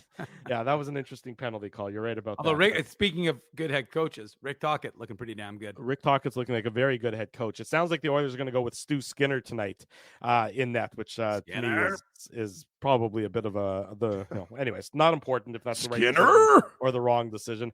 What about Ehlers? That's we touch on him briefly. With He's a guy we haven't talked a lot about over the last 7 years. Well, I mean, it's true. You're right. I mean, if you're the Jets, as much as I love Scotty, there's no chance in hell this organization. Drew, you just went through a whole thing about the Jets being in win now mode, or as he did. He's not getting traded for a draft pick. No way. There's not a chance in hell he's getting traded for a draft pick. He's your best 5-on-5 forward. If you're trading him for a draft, if that happens and the Jets don't replace him, the Jets will not be a playoff team next year. Ezzy, it's 0% chance. They don't trade a player who's on their roster. Again, the message it sends. You literally told Hellebuck and Scheifele your intention was to win a Stanley Cup, and then you're trading away a guy for picks who are, look, like Wheeler said it. I'm here to win a Stanley Cup now. I'm not thinking about what's going to happen in 3, 4, 5 years. He isn't wrong. I'm kind of on the Ehlers for Chychrun bandwagon now. I think that makes a lot of sense. Well, it's one of those trades where, both guys are 1 year away from free agency. It's an opportunity to sell both guys on a new destination for a year, see what you have there. I mean, if you need to mix up, your core, for lack of a better word, I'll use the word core when it comes to both of those guys, respective to Winnipeg and to Ottawa. It's just a relatively easy hockey trade, assuming they'd both be willing to waive their no trade. Similar to Middlestat for Byron in the sense that you're trading a defenseman for a forward. Obviously, Byron is younger than Chychrun, and Ehlers is older than Middlestat, but kind of that idea, right? The Jets are trading from a position of strength. The Jets have better forward depth than they have defensive depth, right, Dave? So I think look, Ehlers, Chychrun, who knows if that'll actually happen? They're but both a trade 27, like 28 years old. I mean, it, logically, if you just wanted to make a straight 1-for-1, trade is 1-for-1. Yeah. Then that's the 1-for-1 trade that's just glaringly out there. Is Adam Larson available? I'm sure you can have him. He's where is he? Seattle? Is he still in Seattle? Yeah. Sleepless. I'm sure you can make that trade. I mean, that's the one that just seems like the easiest swap where there's not a lot of complicating factors. Now, I'd be surprised if the Jets do that, just because it's not necessarily how they usually approach trades. When would that's not sort of their style. They usually not go only for that, but again, like I don't see Lambert jumping into the NHL and replacing Nikolai Ehlers again. Not to be too harsh on Scotty, but I mean that again. The other thing also is, do you want to make the same mistake you did previously when you had a guy who was playing center and playing well at center? And again, if you don't believe me, listen to the head coach, listen to the GM. We had them on the show on Thursday. They both spoke about Lambert's development in his defensive play, not just talking about what he was doing offensively and his attitude. So again, like I said, I really do urge people, and I'll clip it. So if you don't want to go back and watch it, you can watch it on our Twitter or whatever. But the point is that you don't want to make the same mistake. And look, Roslovic's having success with the New York Rangers, but my point is, he had an assist on the winning goal, right? Absolutely. But I'm just saying that, you don't want to spend the time developing a guy in one position to only throw him into another one where, again, Lambert's success seems to be by playing in that middle. And so I don't know that I would make that mistake, especially when you can insulate him with Monahan. If Monahan is going to be re-signed, then, and look, I know everybody's saying Logan Stankoven, and I asked Mark Morrison about that. I said, how do you kind of make that push? How do you explain to fans? How do you explain to players in terms of that? So again, don't trust me. Trust the guy who's been in the game for a long time, and he can give you his insight in terms of. I think there's a good chance. I didn't think I'd say this a year ago, Dave. I think there's a good chance Lambert is going to play more games in the NHL next year than in the AHL. That's all I'll say. I'm not saying he's going to play 82 games. This is just based on what I have seen watching him play twice with the Moose and once with the Jets. You watched all the Moose games. You would know better than I would, but I mean, the guy is really good. He's fast. I think he's ready. He played pro in Finland, right? Yeah. No. So I think this guy is ready for the NHL. I really do think Lambert is ready. Again, like I said, he's a 2022 first rounder. And, the thing about it, the 2020 first rounder in Cole Perfetti who scored 19 goals this year, was still finding himself to be a healthy scratch. Dave, we've got the comment up. Sorry, I keep cutting you off, but the Bingo Bango comment, Lambert needs to fill out. Look, have you watched Wyatt Johnson and Logan Stankoven? Those guys are not 230 pounds. No. Right? So you don't have to be 210 pounds or even 200 pounds. Like Lambert, look, he has to learn, how to use his size or lack thereof, I guess, because he's not a big guy, right, Dave? No. Well, I think Lambert, I don't know.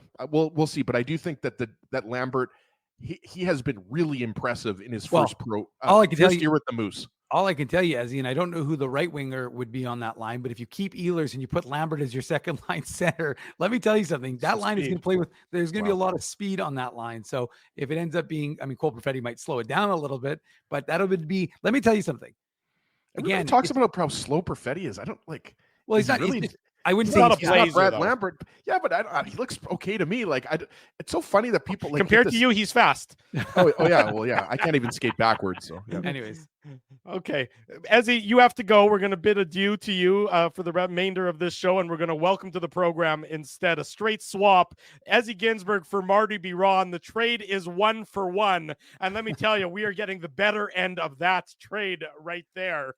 Marty, good morning. Nice to see you. Welcome back to the Illegal Curve Hockey Show. Yeah, good morning. I feel pressure now. You know, when you're like the best player in the trade, like there's pressure to perform. So I feel like that. Sorry, Ezra. I mean, I don't want to say I'm the best player in the trade, but I got to feel confident about it.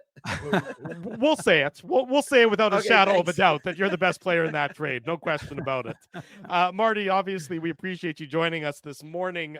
Talk about the playoffs. Talk about the NHL. Let me start you with this one from last night. The overtime winner that wasn't until Dallas ended up winning it in double overtime. What did Matt Duchene do wrong there that necessitated that goal to stay off the board? He actually didn't do anything wrong. I actually feel that he did a lot of things right. He stopped in the white ice, never even touched the red as the crease and then the blue ice.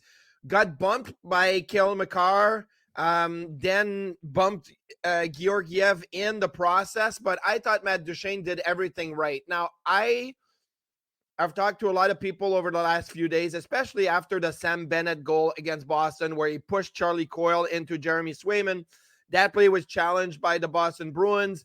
It was upheld as a good goal. And I mean, everybody thinks that goal shouldn't have counted. And everybody thinks that the goal last night shouldn't have counted also.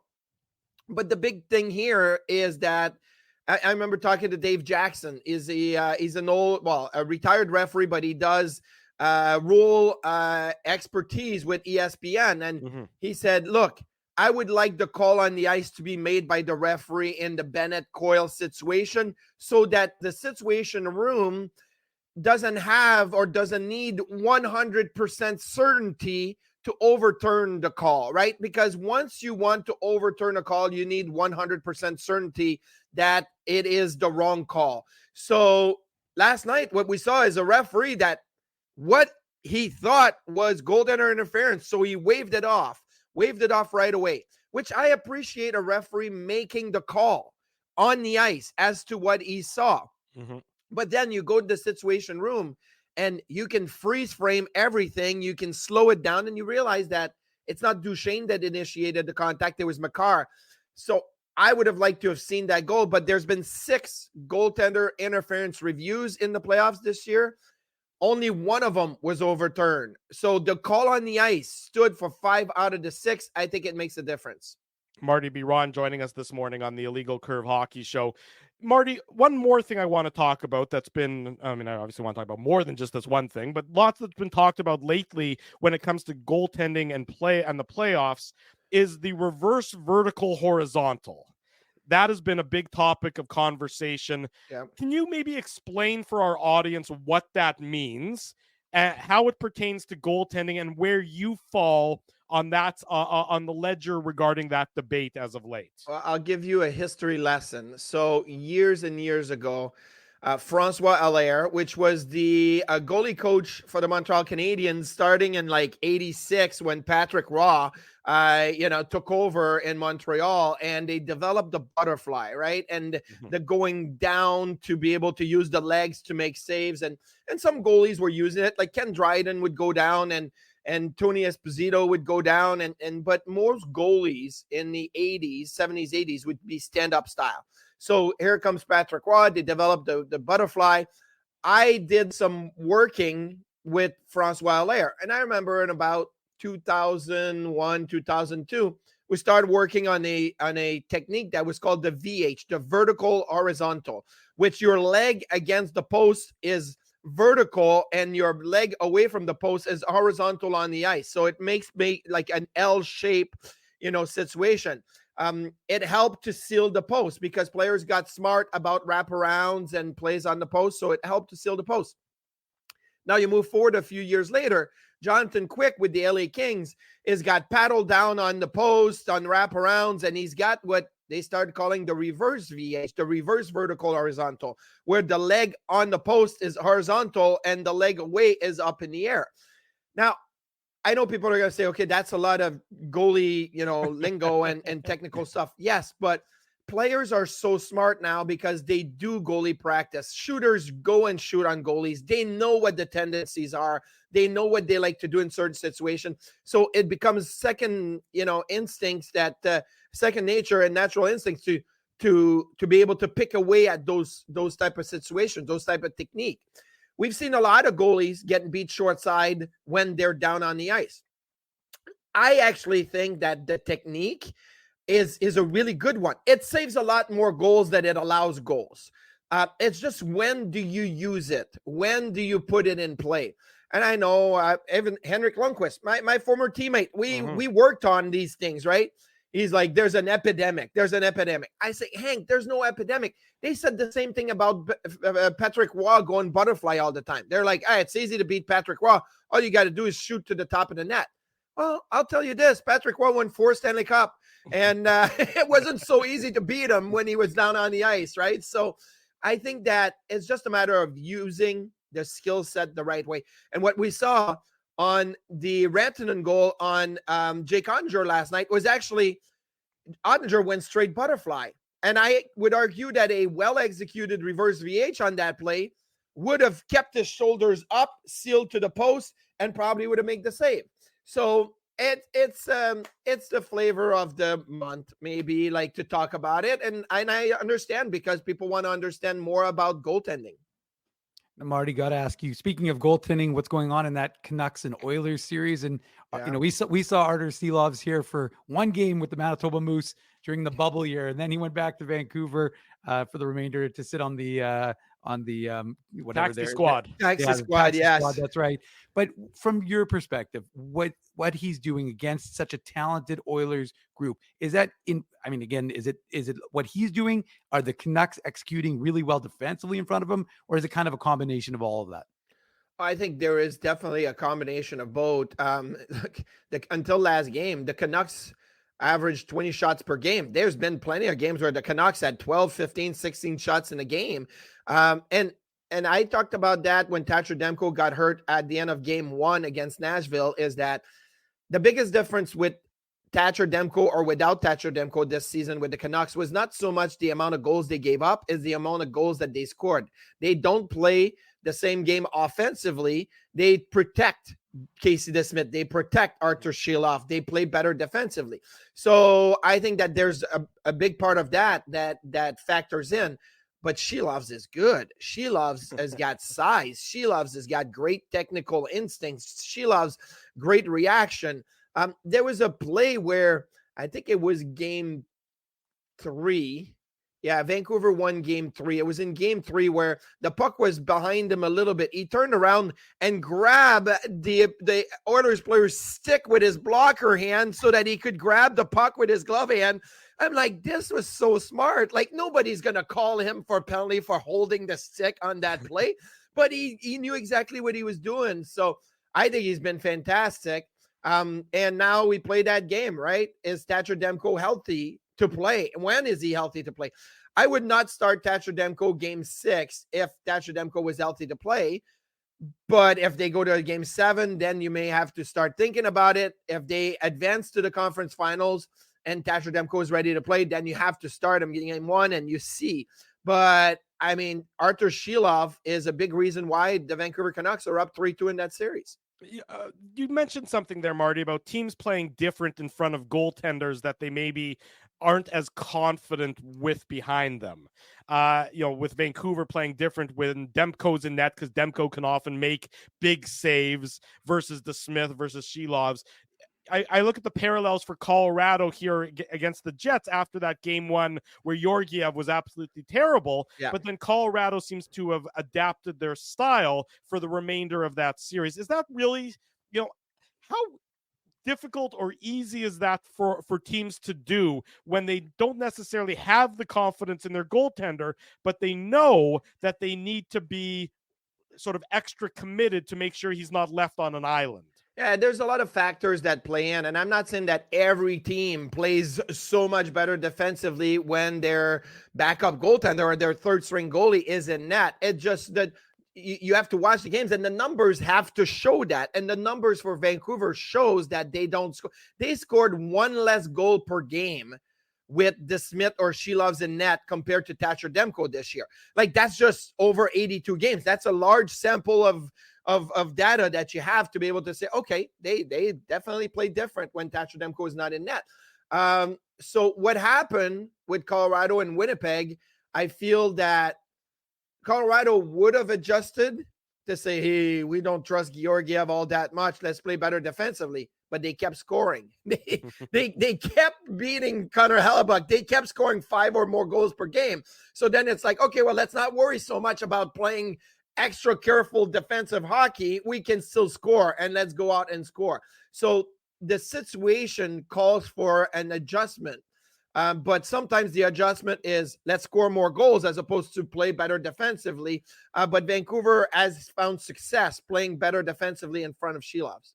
Marty Biron, our guest Saturday morning, the Illegal Curve Hockey Show. We're live talking about goaltending, talking about the playoffs with Marty Biron.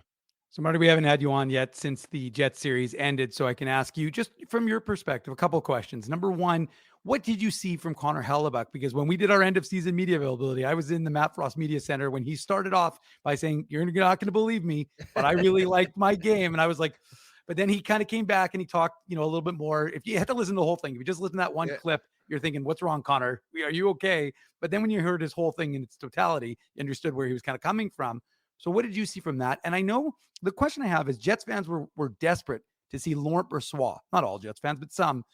But do you think that an organization that has a guy who's going to be signed to a 7-year extension, like his 7-year extension kicks in next year, there was any chance they would have gone to the backup goaltender in that situation? No, there was no chance. And look, maybe I'm a little old school to that. And I've talked again to a lot of people, and they're like, what's with all the goalie changes this year? What's with Boston going Swayman game 1 and Ullmark game 2 against the Toronto Maple Leafs? What's with the Edmonton Oilers going to Calvin Pickard? Like, Stuart Skinner's your guy. Keep him going. Like, I had 3 goalies that I backed up for in the playoffs, and I played a total of 0 minutes and many years of backing up Dominic Hasek, Ryan Miller, and Henrik Lundqvist.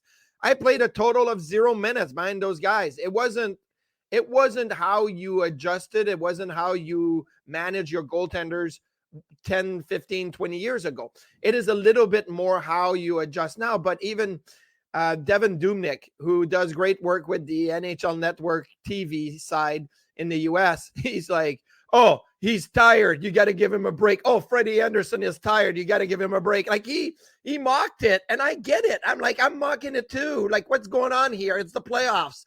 Play the game, right? So I would never have gone to Laurent Brossoit if, as long as Connor Hellebuck is healthy enough to play, he's playing, and you hope that things work out. He can win 5 in a row. He can win 8 in a row. And winning a series is a possibility with Connor Hellebuck. But the problem that I had with Connor Hellebuck, not only the comments that he made after losing in 5 to Colorado, was more the comments that he made after game 1, when he said, all I have to do is, not give up one more goal than the guy across the ice. I'm like, that's not what you're supposed to do. You're supposed to dictate games. You're supposed to. So I think it was a mental approach, right? I think it was almost I'm okay to win 7-6. Well, I don't like saying that. You like to win, but you don't like giving up 6 goals, and you have to make a bigger impact on the series. And look, Connor Hellebuck was just a bit of a fish out of water when it came to Colorado, their speed, their lateral movement. He was never set. Many goals. He was still moving when the puck was changing direction. He was late on the play. I think that's more what happened in that series. He gave up some bad goals, yeah, but overall, he was maybe a beat behind everything that Colorado was doing. Do you think that's because he was just trying to sort of anticipate the play rather than react to what was actually happening? I mean, Colorado was playing at such a high level against the Jets, and I don't know that it would have mattered who was in goal given the way that Colorado was playing, given the poor performance that the Jets had. But do you think that Hellebuck sort of, deep down was maybe trying to do too much in that instance? I'd like to talk to him about it if I would find the time, even next year, the year after, just to understand, because it's the domino effect of I'm going to play my game. But then all of a sudden you're late on every play and you can't seem to catch anything, right? So now you start second guessing and you start trying to anticipate and cheat on the, I think they're going to play. And then you end up maybe a little deeper, a little off angle, a little, you're not square, you're not set. Like there's a lot of dominoes that fall as soon as you start, trying to catch up. I don't know if he felt that way. It really looked that way. And I've been in that situation. You talk about Colorado. I remember going to play Colorado in Denver. And that's when Peter Forsberg and Sakic and all those guys were there. And it was fast. And it was really, really fast in front of me. And I was like, I can't seem to keep up. And now I was trying to cheat. And it looked even worse because I was giving up terrible goals because I was cheating. So I don't know if that's what happened to Hellebuyck, but it sure seemed like it. Marty Biron, our guest on the Illegal Curve Hockey Show Saturday morning. Marty, the Oilers, Game 6, must win. Sounds like they're going back to Stuart Skinner over Calvin Pickard. Is that the right decision in your mind? It's the right decision. I mean, Calvin Pickard did what he had to do. Won Game 4, played extremely well in Game 5. Your guy is Stuart Skinner. Again, I think it was a bold decision from Chris Knoblauch to go to Calvin Pickard in Game 4. It worked. You try to, double down. You try to say, okay, let's keep going. And Pickard's a different goaltender than Stuart Skinner. Pickard's a battler. Pickard is he's not as technically sound, but he will battle. He'll dive. He'll lay sideways. He'll throw the 2-pad stacks, right? So I feel like the Oilers needed a little bit of that in their game. Look at what, is happening with McDavid. He's not scoring. And it's hard. It's hard for McDavid to even try to get good looks right now. So, you throw Pickard in, you try to change the rhythm of everything, but now you got to go back to Stuart Skinner and he's got to be the one to win your game. And I know this, it's not all on him, but definitely a big part of the games tonight, Game 6, is going to be, can Stuart Skinner steal a game or win a period, the first period, so that he feels good about himself and everybody else feels good about him. Marty, what do you expect? I'm not asking for a goalie split. We've gone real hard on the goaltending angle, of course, but from the Florida New York series, what are you kind of expecting out of the Eastern Conference Final?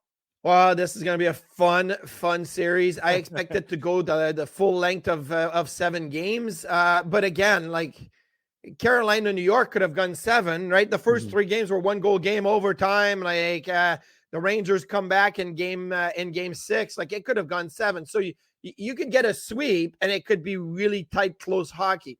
But I think this is going to be one that I like the Ford matchups. I like Barkov, Reinhart, Tkachuk, Verhaeghe against Panarin, Zibanejad, Kreider, Trocheck, right? I think this is what you want to see. You want to see the biggest stars, the bigger names, and you want to see them go head to head, which is why I thought Florida, Boston lacked a little, because Marchand was hurt. Pasternak didn't look himself. You don't have Bergeron. You don't have Krejci. It lacked a little bit of that star attraction up front. And when you look at Boston was a good team, but they didn't match well head to head. New York, Florida, that matches well head to head when you look at the Ford groups. Last one for you, Marty. Dallas is sitting there. They're now into the finals. They want Edmonton and Vancouver to obviously beat the crap out of each other for another couple of games, ideally. What's it going to take to defeat the Dallas Stars right now? Because by my estimation, they certainly look like the team to beat out of the West. Yeah, look, I was a little bullish on the Stars this year when the Jets, the Avalanche, and the Stars were all tied up at 91 points. I made 2 statements at that point. I said the Jets are going to win the division, which they did not. And I also said whoever wins the Central Division will represent the Western Conference in the Stanley Cup Finals. I didn't think it was going to be the Dallas Stars. I thought Dallas was going to be third in that division because they have youth, right? Wyatt Johnston is young. Stankoven is young. Even Jason Robertson is still young NHL-wise. But the youth is really stepping up. The youth is like saying to the NHL playoffs, you're kind of like my Bantam AAA year. Like I had fun playing for my provincial championship. I'm going to do the same thing. Like that's what the youth is doing right now. And it's impressive. Ottinger's playing really good, which we had moments this year where Ottinger was not good at all. So you put all of that together. I think that the Dallas Stars are the best team in the West. So I thought Colorado and the Oilers were the teams to make it to the finals. Right now, it looks like Dallas would have pressed on the gas pedal a little bit more and found a high-speed highway trying to get there. But they did get to 7 games against the Vegas Golden Knights, and they didn't lose a beat. So given that little break here is going to be good for them. One last one, and ultimately the player and his health and his well-being is most important. I speak of Valeri Nichushkin. When that kind of news breaks into a dressing room, hours before a game, the reverberations and the impact, is it, obviously Dallas looked shell-shocked coming out for that game 5, Colorado looked shell-shocked. Is there a way to sort of overcome that, or is that just such a an incredible blow, that it's a difficult mountain to climb over from the perspective of those who are in the dressing room with them?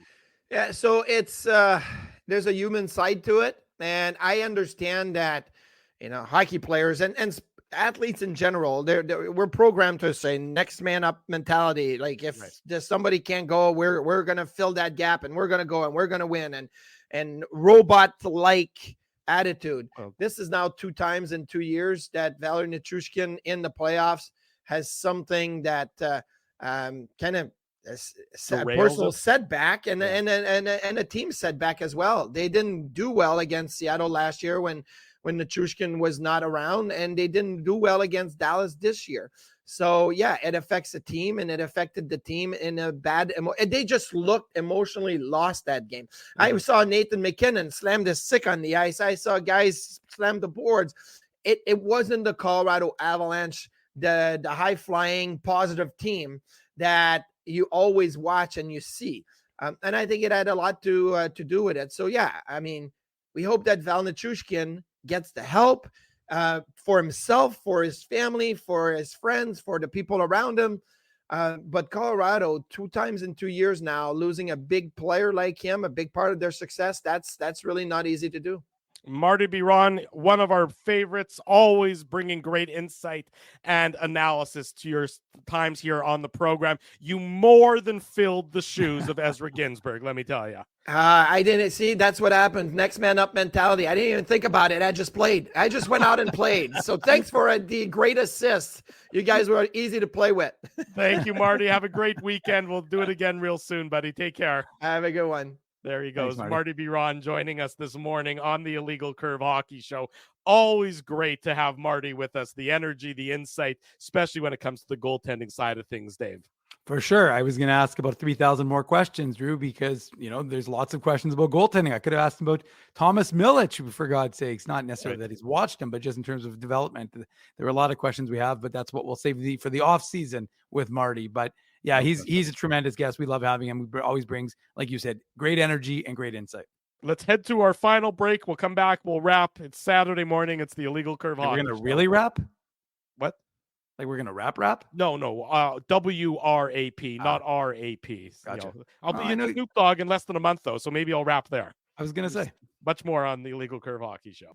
Welcome back to the Illegal Curve Hockey Show. A couple minutes left before we wrap up for the Saturday of the long weekend. Any big plans, Mr. Dave M? Explore MB, things of that nature? You like to do that?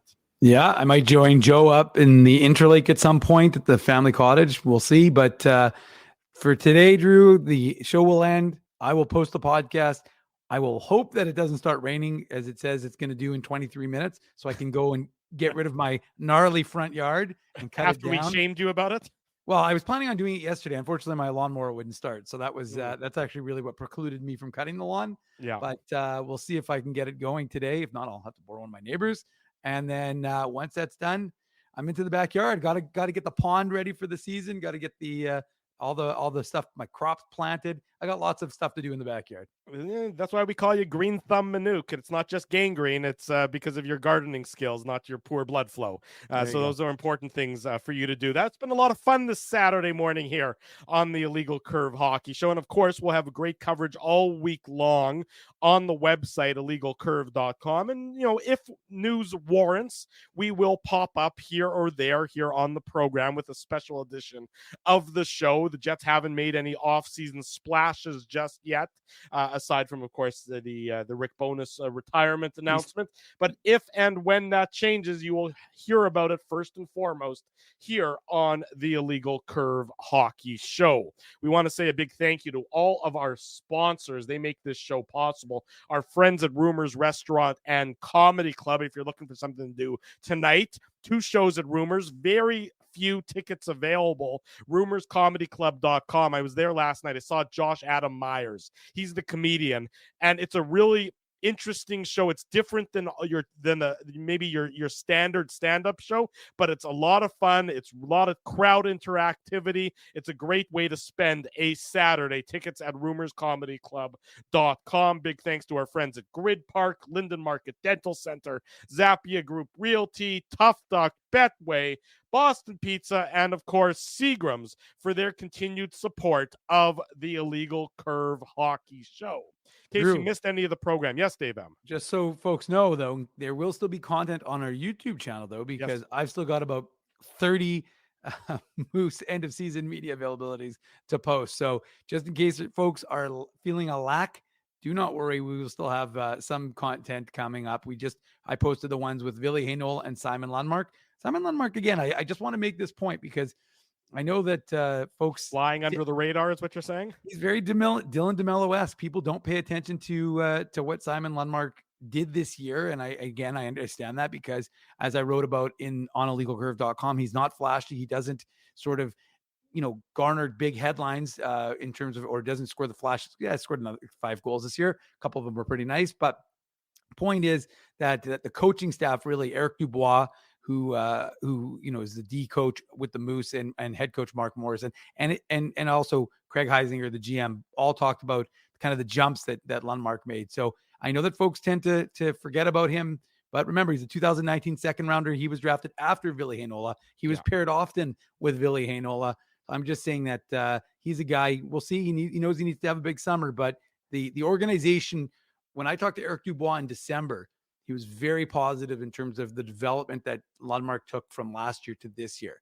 And then when I talked to Mark Morrison, both on Thursday, but also at the end of season media availabilities, which was in early May, he talked about the growth and the progress that they saw in Lundmark. So I'm just saying that, again, people tend to only focus on guys who put up a lot of points like Lambert or Chibrikov or even Parker Ford. But sometimes those guys who are a little under the radar, Tyrell Bauer, no, I still think he's going to need it, despite what T. Conopoli wants to do. I think he's going to need another year with the Moose. But Simon Lundmark might be someone that's worth paying attention to after 2 years here in Manitoba. There you go. Much more Moose coverage to come on the YouTube channel, courtesy of Dave M.